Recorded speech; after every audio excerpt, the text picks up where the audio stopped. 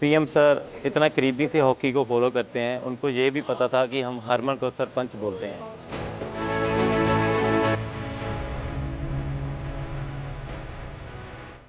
PM Modi sir जी की एक ही बात याद है ओलंपिक जाने से पहले कि हार जीत तो होती रहती है, बस अपनी परफॉर्मेंस पे फोकस करो और अच्छे से खेल के जीत के आओ।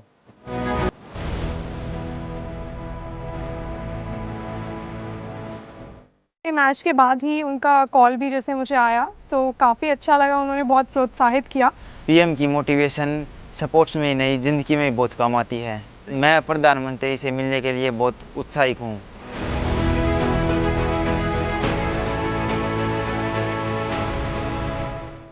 सर जो तरीके से मोटिवेट करता है वो स्पोर्ट्समैन है और ज़िंदगी में भी बहुत बड़ा काम आता है। तो मैं आज सर से मिलने के लिए बहुत ही ज़्यादा एक्साइटेड।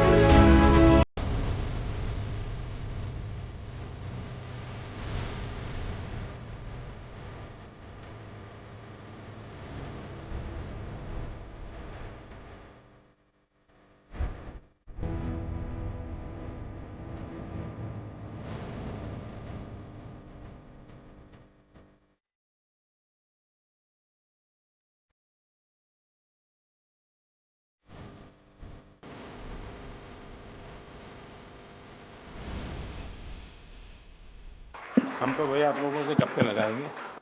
अच्छा, आप में से कितने हैं जो हार करके आए हैं? सबसे पहले तो दिमाग में से निकाल दीजिए कि आप हार करके आए हैं। आप देश का झंडा ऊंचा करके आए हैं और आप कुछ सीख करके गए हैं। और इसलिए खेल ही एक ऐसा क्षेत्र है दोस्तों कि जहां कभी कोई हारता नहीं है, हर कोई सीखता है।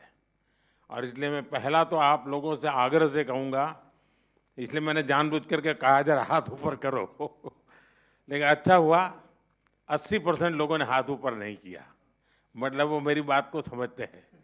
जिन्होंने हाथ ऊपर किया उन्होंने नम्रता के कारण किया है, विवेक के कारण किया है। लेकिन मैं उनसे भी आग्रह करूंगा कि हमें ये सोचना नहीं है कि हम पीछे रह गए हैं, हम बहुत कुछ सीख करके आए हैं। तो मेरी बात आपको मंजूर है? ऐसे नहीं, जोर से बताइए, खिलाड़ी है आप तो। अच्छा, मैं तो कुछ जानना चाहता हूं भैया। जो मैदान में आपने किया वो तो पूरी दुनिया ने देखा, मैदान के सिवाय क्या क्या किया वो बताइए। दुनिया के कई प्लेयरों से दोस्ती हुई होगी, बहुत कुछ जाना होगा, आपको लगा होगा यार हमारे यहाँ भी ऐसा होता तो अच्छा होता, ऐसा कुछ हुआ होगा ना? तो मैं ऐसा कुछ सुनना चाहता हूँ आप लोगों से। कौन बताएगा? जी सर, सबसे पहले नमस्ते आपको एंड लक्ष्य को जब मैं पहली बार मिला तो इतना छोटा था आज काफी बड़ा हो गया।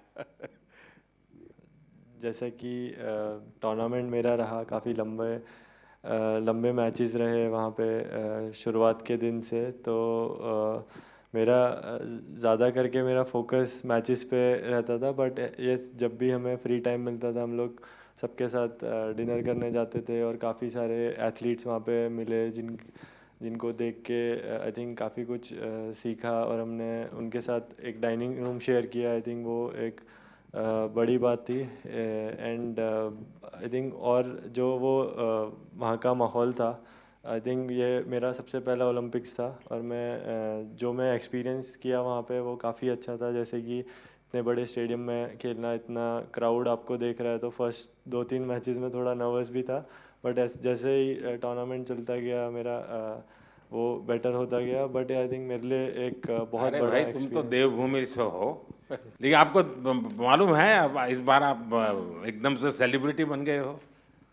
जी सर, मेरा मैचेस के टाइम तो मैं फ़ोन प्रकाश सर ने ले लिया था और बोला कि कि अभी जब तक मैचेस नहीं हो जाते तब तक फ़ोन नहीं मिलेगा। बट यस, उसके बाद आई थिंक काफ़ी लोगों ने सपोर्ट दिया। बट मैं यही कहना चाहूँगा मेरा एक अच्छा लर्निंग एक्सपीरियंस था। थोड़ा हार्ट ब्रेकिंग भी था कि मैं इतने क्लोज आके रह गया, बट मैं आगे आने वाले टाइम में और बेटर करूँगा अपना तो रिजल्ट। प्रकाश सर इतने डिसिप्लिन स्ट्रिक्ट थे, तो अगली बार मैं उन्हीं को भेजूंगा। ज़रूर सर, ज़रूर। लेकिन बहुत कुछ सीखा होगा ना, क्योंकि देखिए मैं बताता हूँ, अच्छा होता आप जीत करके आते होते, लेकिन आपके खेल को जिनको पता भी नहीं है खेल क्या है, वो भी घंटों तक देखते रहते हैं, बार बार रील देखते हैं। जिस प्रकार से आपने खेला है, लोगों को लगता है नहीं विदेश के लोग खेलते हैं, ऐसा नहीं हमारे बच्चे भी खेलते हैं, ये भाव पैदा हुआ है। जी सर, आई थिंक वो एक दो शॉट ऐसे मैंने खेले थे जो काफ़ी फेमस हो गए थे, बट आई थिंक ओवरऑल जैसा मैंने टूर्नामेंट खेला, मैं चाहूँगा कि और आगे जो आने वाले बच्चे हैं जो बैडमिंटन लेते हैं, मैं उनको और मतलब और इंस्पायर करूँ और ऐसे ही खेलते रहूँ। बहुत बढ़िया। अच्छा, एसी नहीं था और गर्मी बहुत लगती थी, तो सबसे पहले कौन चिल्लाया था कि ये क्या कर रहा है मोदी, बातें तो बड़ी करता है, हैं? एसी भी नहीं है कमरे में, हम क्या करें? कौन कौन थे जिसको सबसे ज़्यादा परेशानी हुई? लेकिन मुझे पता चला उसके कुछ ही घंटों में आपकी वो काम भी पूरा कर दिया था। सबको मिल गया था ना एसी तुरंत। हाँ, देखिए इतनी ख्याल रखा जाता है खिलाड़ियों का, इसका सब लोग तुरंत एक्ट करते हैं। नमस्कार सर, मेरा नाम अंजुम मौडगिल है, मैं शूटिंग स्पोर्ट्स से हूँ। तो मैं बस जनरल एक्सपीरियंस जो मेरा सेकेंड ओलंपिक्स था और कुछ पॉइंट से मेरा फाइनल्स में नहीं रहा, बट एज एन इंडियन और एज एन एथलीट मैंने ये चीज़ एक्सपीरियंस की जी, जो एथलीट्स हर दिन एक्सपीरियंस करते हैं कि एकदम खुशी अपना कोई भी गोल अचीव करने में और एकदम से निराशा, वो ओलंपिक्स के टाइम पे इंडिया की परफॉर्मेंस की वजह से पूरे देश ने एक्सपीरियंस किया। एक दिन मनु के मेडल पे एकदम खुश, फिर काफ़ी इंसिडेंट्स हुए जिसमें फोर्थ रहे, और विनेश का जो लाइक पूरी स्टोरी थी वो बहुत ही डिसहार्टनिंग थी। फिर और हॉकी का जो मैच था उसके बाद वो खुशी, जो एथलीट्स हम नॉर्मल लाइफ में हर दिन एक्सपीरियंस करते डिफरेंट इमोशंस, वो पूरे देश ने एक्सपीरियंस किया इस 10 दिन में। और आई थिंक एक इंडिया में स्पोर्ट्स कल्चर बढ़ाने के लिए ये गेम्स बहुत ही अच्छा टाइम पे आई, एंड आई थिंक इसके आगे से लोग बहुत अच्छे से हमारी स्पोर्टिंग जर्नी को समझेंगे और जो भी पॉजिटिव चेंजेस हैं वो और भी बेटर होंगे आगे के टाइम पे। आपकी बात सही है, सिर्फ आप लोगों ने नहीं, हिंदुस्तान के हर कोने में वही मिजाज था। सब लोग अगर थोड़ा सा हल्का फुल्का दिखता तो यहाँ बेचैन हो जाते थे। वो यहीं पर जैसे कार चलाते हैं ना, अगर हमें ड्राइविंग आता है और हम पीछे बैठे हैं तो ब्रेक तो आगे वाले को लगानी है, लेकिन पैर हम दबाते हैं पीछे। तो वैसे ही खिलाड़ी वहाँ खेलते थे और लोग हाथ पैर इधर ऊपर ऊपर नीचे कर रहे थे। सीजेस, आपने ये रिटायर्ड होने का निर्णय पहले कर लिया था मन में कि क्या था? सर नमस्ते सर। थोड़ा साल से सोच रहा था सर। मेरे टीम वालों ने बोल रहे भाई कब छोड़ेगा, यही क्वेश्चन आ रहा था मेरे ऊपर। बट मुझे ऐसा लग रहा था सर, मैंने 2002 में पहले बार कैंप में गया और 2004 में फर्स्ट इंटरनेशनल खेला जूनियर टीम में, तब से खेल के आ रहा हूँ। तो मैंने सोचा 20 साल से अपना देश के लिए खेल रहा हूँ तो एक अच्छा प्लेटफॉर्म से रिटायरमेंट लेना है। तो ओलंपिक्स ऐसा एक प्लेटफॉर्म है सर जहाँ पे पूरा दुनिया अपना फेस्टिवल मनाता है, तो सोचा इससे अच्छा तो मौका मिलेगा नहीं, इसलिए तो एक अच्छा डिसीजन। लेकिन मैं बताता हूँ ये टीम आपको तो मिस करेगी ही करेगी, लेकिन टीम ने आपकी विदाई शानदार की। ऐसा ये टीम को बधाई है, सरपंच साहब ने बड़ा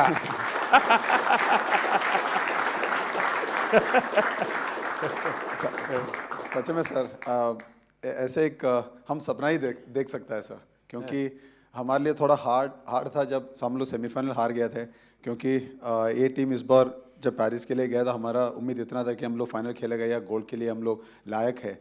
बट जब सेमीफाइनल हार गया एकदम से थोड़ा दर्द लगा सबको, बट आखिर जब लास्ट मैच के लिए हम लोग उतरा था तब सब लोगों ने ये बोला कि यार ये मैच श्री भाई के लिए जीतना है। तो मेरे लिए तो सबसे गर्व की बात यही है सर, क्योंकि इतना साल का जो मेहनत अपना देश के लिए किया है, ये भाई लोगों ने मेरे लिए साथ दिया, मेरे साथ दिया, और हम लोगों ने, मैंने स्पेशली वो पोडियम से अपना टीम को थैंक यू बोला और गुड बाय बोला सर। अच्छा मुझे बताइए भाई, जब ये आपको ब्रिटेन के सामने 10 लोगों के भरोसे लड़ना था, तब क्या इन्हें शुरू में ही डिमोरलाइज हो गएंगे? सरपंच साहब जरा बताइए। कुछ तो हुआ हो, क्योंकि ये बड़ा कठिन था। नमस्कार सर। जी बिल्कुल सर, काफ़ी कठिन था क्योंकि पहले ही क्वार्टर में कार्ड हो गया था हमारे प्लेयर को। एंड बट आई थिंक जो कोचिंग स्टाफ है हमारे, उन्होंने काफ़ी हेल्प की है हमारी, और हम विजुअलाइज करते थे कि हर सिचुएशन को, क्योंकि ओलंपिक में कुछ भी हो सकता है सर, सरप्राइजली। तो हमारा माइंडसेट था कि अगर हम ऐसी कोई सिचुएशन आती भी है, जो हमारे प्लान्स हैं, हम उस पर स्टिक रहेंगे। और सारी टीम का जोश और बढ़ गया सर, क्योंकि जीबी के साथ हमारा थोड़ा रहता है कि थोड़ा फाइट भी होती रहती है। तो वो मेंटालिटी थी कि इनसे 150 साल से चली आ रही है। हाँ सर, वही सर, हम परंपरा निभा रहे थे। तो बिल्कुल ये सर, और था कि मन में कि नहीं हम ये मैच जीतेंगे आज।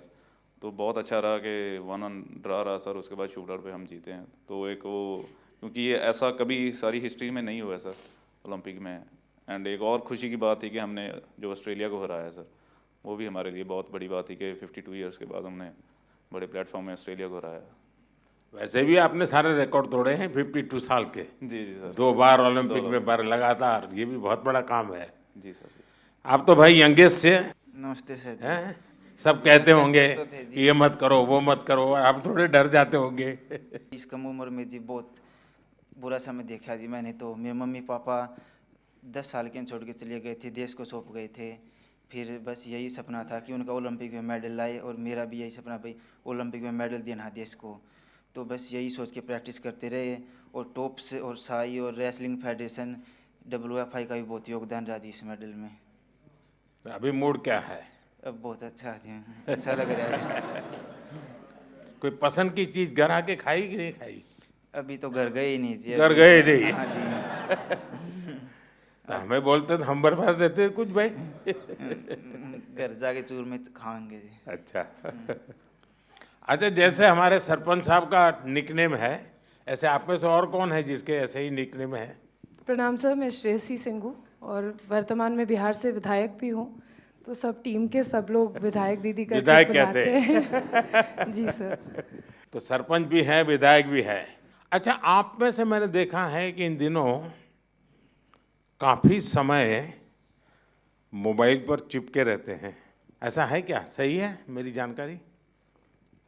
रील्स देखते हैं और रील बनाते हैं। हाँ, रील बना रहे हैं ना?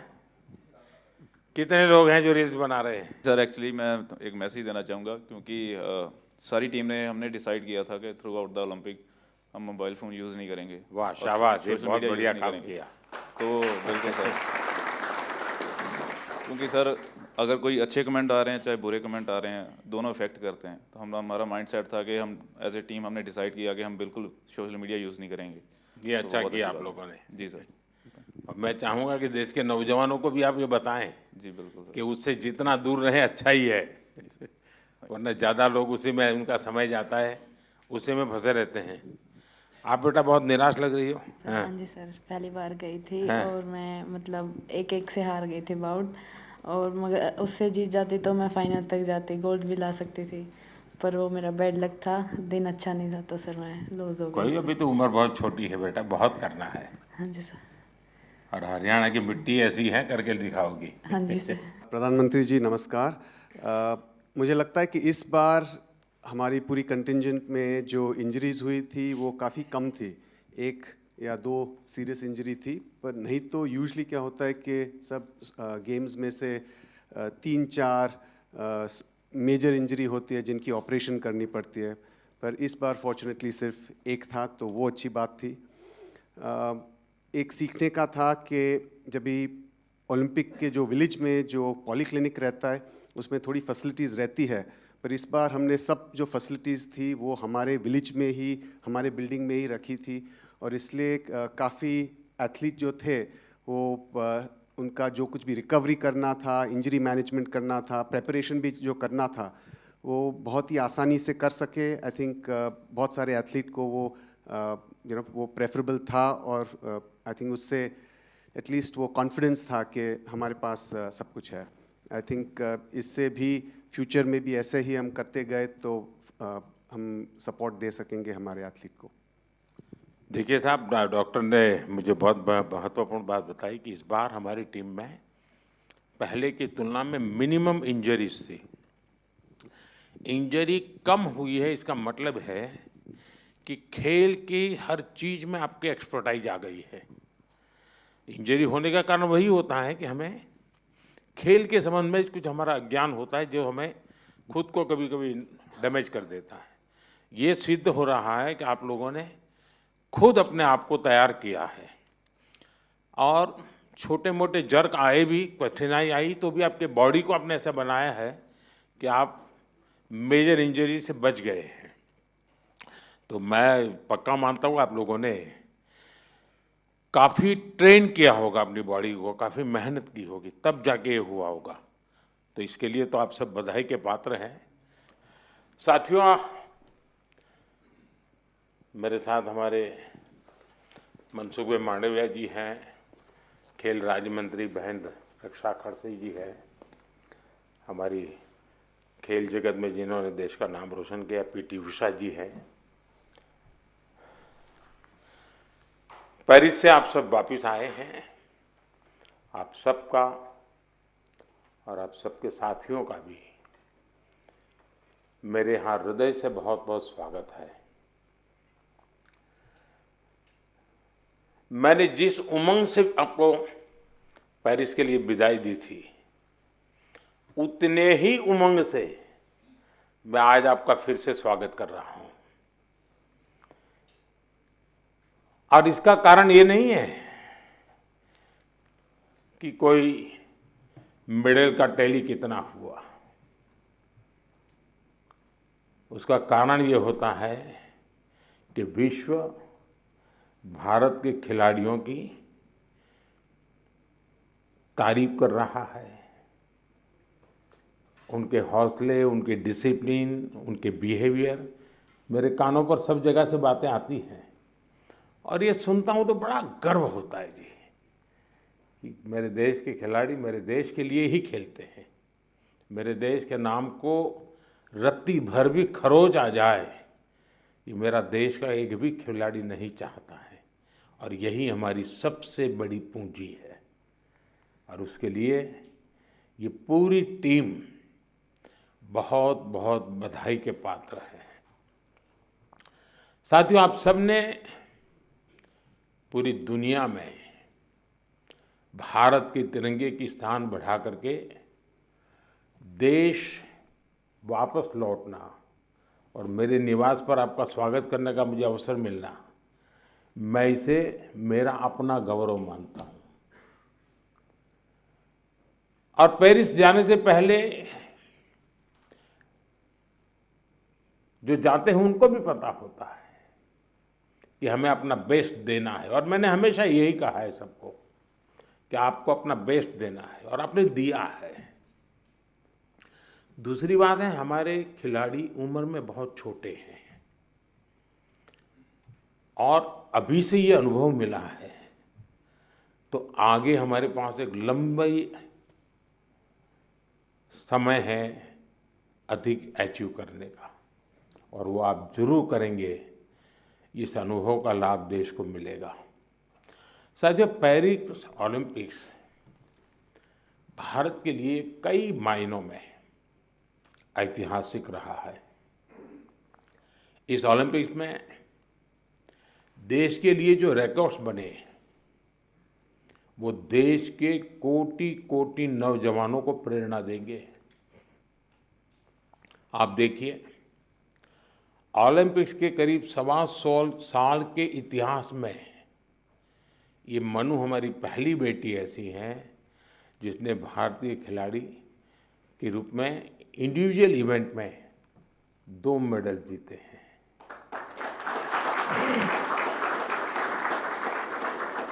हमारा नीरज पहला ऐसा भारतीय खिलाड़ी है जिन्होंने इंडिविजुअल इवेंट में गोल्ड और सिल्वर जीते। हॉकी में भारत ने 52 साल बाद लगातार 2 बार मेडल जीते कंटिन्यूसली। अमन ने केवल 21 साल की उम्र में मेडल जीत करके देश को बिल्कुल इतना प्रसन्न कर दिया है। और अमन के जीवन के विषय में आज देश जानने लगा है, तो उनको लग रहा है कि भाई व्यक्ति के जीवन की कठिनाइयों से भी इंसान अपनी यात्रा को, स्वप्न को, संकल्प को सिद्ध कर सकता है। कठिनाइयां अपने आप अपनी जगह पर रह जाती है। अमन ने करके दिखाया है। विनेश पहली ऐसी भारतीय बनी जो कुश्ती में फाइनल तक पहुंची। ये भी हमारे लिए बड़ा गर्व का विषय है। ओलंपिक्स में 7 शूटिंग इवेंट्स में इंडियन शूटर्स फाइनल्स में पहुंचे और ये भी पहली बार हुआ है। इसी तरह तीरंदाजी में धीरज और अंकिता पदक के लिए खेलने वाले पहले भारतीय तीरंदाजी बने। और लक्ष्य, हमारा लक्ष्य सेन, आपके मैच ने तो पूरे देश का जोश बढ़ा दिया है। हमारे लक्ष्य भी ओलंपिक में सेमीफाइनल तक पहुंचने वाले एकमात्र पुरुष बैडमिंटन खिलाड़ी बने हैं।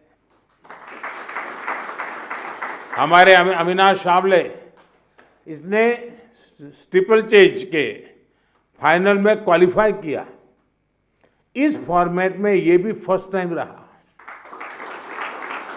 साथियों, हमारे ज्यादातर मेडलिस्ट, जैसा मैंने कहा, अपनी 20s में है, बहुत छोटी आयु के हैं। आप सभी बहुत युवा हैं, आपके पास बहुत समय है, बहुत ऊर्जा है। और ये भी सही है कि टोक्यो के और पेरिस के बीच में नॉर्मली 4 साल का समय रहता है, इस बार 3 साल का ही समय था। तो हो सकता है आपको 1 साल और अगर मिला होता प्रैक्टिस का, तो शायद आप और नई कमाल करके दिखा देते। अभी लंबी कैरियर में आप कई बड़े टूर्नामेंट खेलेंगे। खेलना बंद नहीं करना चाहिए, रुकना भी नहीं चाहिए, एक भी मैच छोड़नी नहीं चाहिए। ये युवा दल इस बात का प्रमाण है कि स्पोर्ट्स में भारत का भविष्य कितना उज्जवल रहने वाला है। मुझे विश्वास है पेरिस ओलंपिक्स भारतीय स्पोर्ट्स की इस उड़ान के लिए एक लॉन्च पैड साबित होने वाला है। ये टर्निंग पॉइंट है हमारा। उसके बाद विजय ही विजय है दोस्तों, हम रुकने वाले नहीं है। साथियों, आज भारत अपने यहाँ world class sports ecosystem develop करने की प्राथमिकता दे रहा है। ग्रास रूट से आने वाले खिलाड़ियों को उनको तराशना ये बहुत जरूरी है। हमने गांव-गांव, शहर-शहर से युवा प्रतिभाओं को आगे बढ़ाने के लिए खेलो इंडिया मुहिम शुरू की। और मुझे खुशी है कि खेलो इंडिया से निकले 28 खिलाड़ी इस ओलंपिक समूह का हिस्सा बने हैं।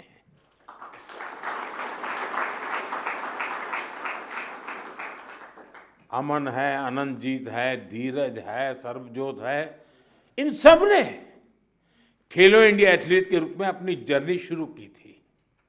और इससे हुआ ये है कि खेलो इंडिया में खेलना और जी भर के जीतना, ये एक बहुत बड़ा अहम हिंदुस्तान का कार्यक्रम बन चुका है जी। मैं मानता हूँ मैं खेलो इंडिया को और तवज्जो देनी है और ताकत देनी है।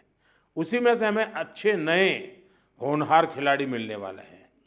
आपकी तरह ही खेलो इंडिया एथलीट्स की एक बड़ी फौज देश के लिए तैयार हो रही है। हमारे खिलाड़ियों को सुविधाओं और संसाधनों की कमी न पड़े, ट्रेनिंग में दिक्कत ना आए, इसके लिए बजट भी लगातार बढ़ाया जा रहा है। सबको पता है कि किसी भी खिलाड़ी के लिए ज्यादा से ज्यादा कंपटीशन में हिस्सा लेना कितना आवश्यक है। मुझे संतोष है कि ओलंपिक्स से के पहले आपको अनेकों इंटरनेशनल कंपटीशन का एक्सपोजर मिला है। इतने सारे कोच और एक्सपर्ट्स, डाइट, उपकरण और कोचिंग, सब पर इतनी बारीकी से ध्यान, वर्ल्ड क्लास फैसिलिटीज देने का प्रयास, इस तरह की सुविधाओं के बारे में हमारे यहाँ पहले सोचा नहीं जाता था। खिलाड़ी अपने नसीब पर मेहनत करता था, देश के लिए कुछ करके आता था, लेकिन अब एक पूरी इकोसिस्टम बनी है। ये केवल स्पोर्ट्स में देश की नीतियों का बदलाव है, इतना ही नहीं है, ये उस भरोसे का प्रतीक भी है जो देश अब अपनी युवा पीढ़ी पर बहुत ज़्यादा भरोसा करता है, उसकी अभिव्यक्ति है। साथियों, आप सब देश के युवाओं के लिए बहुत बड़ी प्रेरणा है। मैं मानता हूं आप में से हर किसी के बारे में देश को, देश के युवाओं को ज़्यादा से ज़्यादा जानना चाहिए। यहाँ भी मेरी इच्छा है कि मैं हर किसी का नाम लेकर उसकी चर्चा करूं, विशेषकर हमारी बेटियां। पिछली बार की तरह इस बार भी बेटियों ने ही ओलंपिक में भारत की जीत का श्री गणेश किया है। मनु को जिस तरह पिछली बार तकनीकी कारणों से निराश होना पड़ा था, फिर उन्होंने जो वापसी की, अंकिता ने जिस तरह सीजन का अपना सर्वश्रेष्ठ प्रदर्शन किया, मनिका बत्रा और श्रीजा अकोला ने भी सबका ध्यान खींचा है।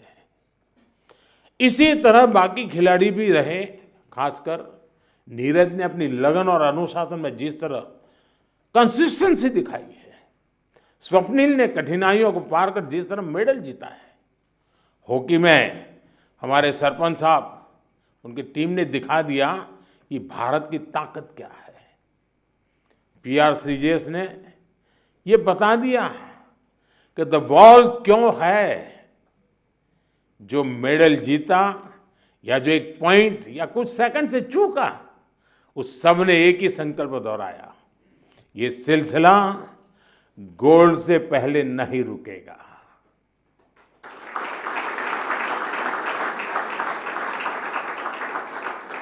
मैं मानता हूं इससे देश के युवाओं को बहुत कुछ सीखने को मिलेगा। साथियों, हमारा भारत 2036 ओलंपिक्स की मेजबानी हासिल करने के लिए तैयारी कर रहा है। मैंने आज भी वहाँ भी लाल किले से भी बोला है, हम पूरी तैयारी कर रहे हैं। ऐसे में कई ऐसे एथलीट्स जो पिछले ओलंपिक्स में भी खेल चुके हैं, उनके इनपुट बहुत महत्वपूर्ण है। आपने वहाँ बहुत कुछ ऑब्जर्व किया होगा, बहुत कुछ देखा होगा। ओलंपिक की प्लानिंग से लेकर के वहाँ की व्यवस्थाओं तक, स्पोर्ट्स मैनेजमेंट से लेकर इवेंट मैनेजमेंट तक, आपने अनुभव, अपने ऑब्जर्वेशंस, हमने इसको लिख के रखना चाहिए, वो सरकार को साझा करना चाहिए, ताकि हमें 2036 की तैयारी में ये जो छोटी छोटी बारीक चीज़ें खिलाड़ी देख करके आता है, उससे और जो कमी नज़र आती है वो भी हमें 36 की तैयारी के लिए काम आएगी। तो एक प्रकार से आप मेरी 36 की टीम के फौजी है, आप सबको मेरी मदद करनी है, ताकि हम 2036 में दुनिया में अब तक न हुआ हो ऐसा ओलंपिक कर करके मेजबानी करके दिखाएं।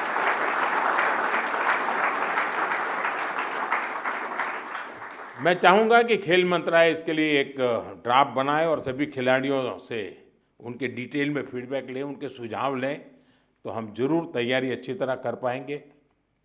साथियों, भारतीय स्पोर्ट्स में और कैसे इम्प्रूवमेंट हो सकता है, इससे आइडियाज भी, जो चीज़ खिलाड़ी बता सकता है ना, जो चीज़ कोच बता सकता है, वो हम मैनेजर लोग नहीं बता सकते।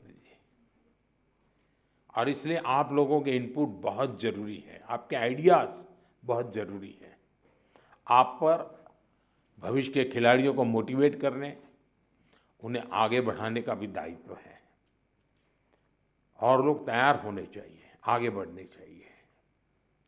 आप सोशल मीडिया स्पेसेस पर युवाओं से जुड़ सकते हैं और जुड़ते भी हैं, करते भी हैं, बातें उनको प्रेरित करें। खेल मंत्रालय और दूसरी संस्थाएं भी इस तरह से इंटरेक्शन सेशन आयोजित करवा सकती हैं अलग अलग ग्रुप के लोगों के साथ। तो ये लोग अपना अनुभव शेयर करेंगे। मेरे सामने शायद बोलते नहीं हैं, लेकिन बाहर तो बहुत कुछ बोल सकते हैं ये लोग। साथियों, आप सबसे मुझे मिलने का अवसर मिला, और जब आप आए और मैं आपको ऐसे ही जाने दूं तो फिर बात अधूरी रह जाएगी। और इसलिए मैं तो कुछ न कुछ आपके जिम्मे काम छोड़ने ही वाला हूँ। और पहले भी जब भी मैंने आपको कुछ कहा है, आपने जरूर उसको पूरा करने का प्रयास किया है। देखिए, जो साथी टोक्यो ओलंपिक के बाद आए थे, उन्होंने मैंने स्कूलों में जाने और युवाओं से मिलने का आग्रह किया था, और उन्होंने किया था, उसका लाभ भी हुआ है। आज देश पर्यावरण की रक्षा के लिए एक पेड़ माँ के नाम अभियान चला रहा है। मैं आप सबसे कहूँगा, आप भी उससे जुड़े, अपनी माँ को लेकर के एक पेड़ लगाइए। पेरिस को भी याद कीजिए और पेड़ लगाइए। अगर माँ नहीं है तो माँ की तस्वीर लेकर के खड़े रहिए और पेड़ लगाइए। आप में से ज़्यादातर खिलाड़ी गांव की पृष्ठभूमि से हैं, सामान्य परिवार की पृष्ठभूमि से हैं। आपने पेरिस में भी देखा है, और इस बार के पेरिस के ओलंपिक की विशेषता थी, वो पर्यावरण को प्रमोट कर रहे थे। उन्होंने एनवायरनमेंट फ्रेंडली सारा वहाँ पर इकोसिस्टम डेवलप किया था। आप भी अपने गांव जाए तो वहाँ के लोगों को नेचुरल फार्मिंग, प्राकृतिक खेती, केमिकल फ्री खेती, हमारी धरती माता की भी रक्षा हमको करनी है, ये बात उनको बताइए। और इन सब के साथ दूसरे नौजवान साथियों को स्पोर्ट्स के जुड़ने के लिए, फिटनेस के लिए उनको प्रेरित करना चाहिए। फिटनेस की तरफ आप ही उनको गाइड कर सकते हैं, और मैं मानता हूं कि इससे बहुत बड़ा लाभ होगा। साथियों, मुझे विश्वास है आप सब सदा सर्वदा देश का नाम रोशन करेंगे। विकसित भारत की हमारी यात्रा युवा प्रतिभाओं की सफलता से और ज़्यादा खूबसूरत बनने वाली है। इसी कामना के साथ मेरी फिर से एक बार आप सबको बहुत बहुत शुभकामनाएं हैं। मेरे लिए आप सब अचीवर हैं। आप में से कोई ऐसा नहीं है जिसने कुछ अचीव नहीं किया है। और जब मेरे देश से ऐसे नौजवान कुछ अचीव करके आते हैं ना, तो उसी के भरोसे देश भी अचीव करने की तैयारी कर लेता है। बहुत बहुत बधाई, बहुत बहुत शुभकामनाएं दोस्तों। Thank you.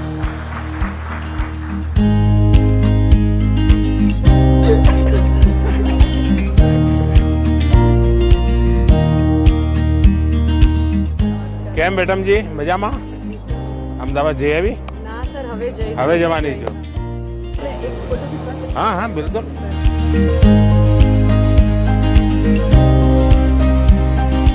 सबसे बहुत छोटी एथलीट है हमारी, 14 साल की, पहली बार कंटिजेंट। उस दिन मेरा परिचय हुआ था। हाँ।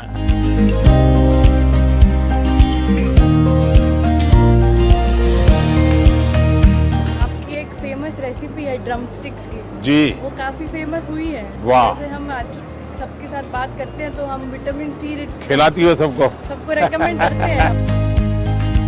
क्या हाल है काशी का? सचमुच में? वो क्या है? हाँ, चलिए, बाबा की कृपा बनी रहे।